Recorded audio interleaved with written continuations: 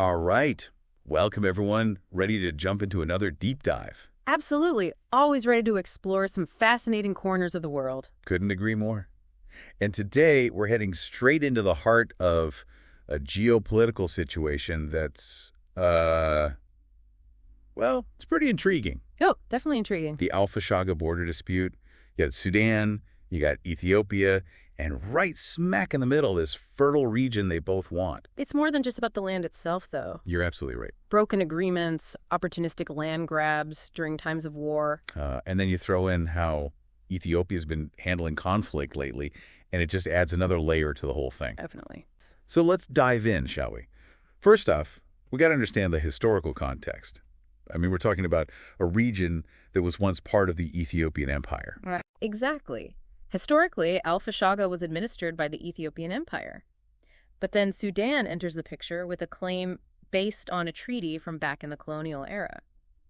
The thing is, Ethiopia has consistently disputed the validity of that treaty. It's like a direct line back to how colonialism still impacts Africa today, drawing borders that continue to cause tension. Absolutely. The legacy of colonialism is very much alive in these border disputes. But it wasn't always a straight-up conflict, was it? There was a period where they actually tried to share, right? Yeah, back in 2008, they reached a compromise. Both Ethiopian and Sudanese people were allowed to use the land.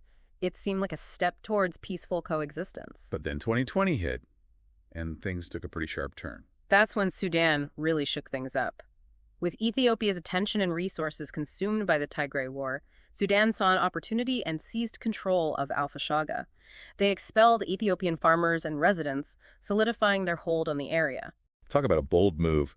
Sudan basically capitalized on their neighbors' vulnerability during a very intense internal conflict. For anyone not familiar, the Tigray War was a brutal civil war in the Tigray region of Ethiopia, a devastating situation that obviously stretched Ethiopia thin. Oh, absolutely. And Sudan's actions didn't go unnoticed on the international stage. Many considered it a blatant breach of trust, a move that raised a lot of eyebrows and fueled concerns about regional stability. Because if Sudan could get away with it, what's to stop other countries from trying similar tactics in their own border disputes? A dangerous precedent to set. Exactly. That's pretty bold. I mean, do they really think Ethiopia wouldn't retaliate once they got their own house in order? And that's where it gets really interesting. The Tigray conflict ends, Ethiopia gets back on its feet, rebuilds its military, everyone's waiting for them to march right back into Fashaga. But they don't. They just let it go. Not let it go, exactly. But they chose not to use force to reclaim the land. And they definitely had the power to do so. Whoa. Okay, that's a plot twist I did not see coming. Oh, okay. So what was the thinking there? What were they trying to achieve? Well, publicly, Ethiopia talked about a commitment to peace, a desire to find a long-term solution, not just repeat what they saw as Sudan's mistake. Interesting. They also pointed out that Sudan was going through its own internal struggles at the time, and Ethiopia wasn't going to pile on. So basically they were like, we're not going to stoop to their level. Yeah, there was a strong element of we're taking the high road in their messaging, trying to position themselves as the responsible actor in the region. Okay. I got to admit, that's a pretty impressive stance. Yeah. But is it realistic? Could you really just turn the other cheek in international relations and expect to come out on top? That's the million-dollar question, right? There's a lot of debate about this.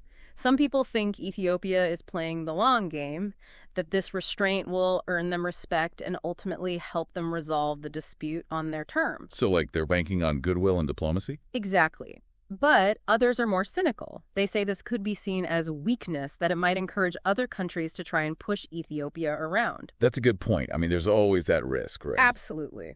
And it's worth remembering that Ethiopia's internal politics are complex. A future government might come in and say, forget restraint, we're taking back what's ours. Yeah, so there are no guarantees here. None at all. It's a really fascinating case study, though. We've got centuries-old claims, a tense compromise, a power grab, and then this unexpected act of restraint. It's like a roller coaster. It really is. And it leaves us with a lot to think about. Can Ethiopia's decision to prioritize peace actually lead to a more stable and prosperous region in the long run? What would it take for other countries to follow their lead? Right. Because wouldn't it be amazing if this actually became a model for other countries facing these kinds of disputes? It would be a game changer. But it's a tough road, no doubt about it.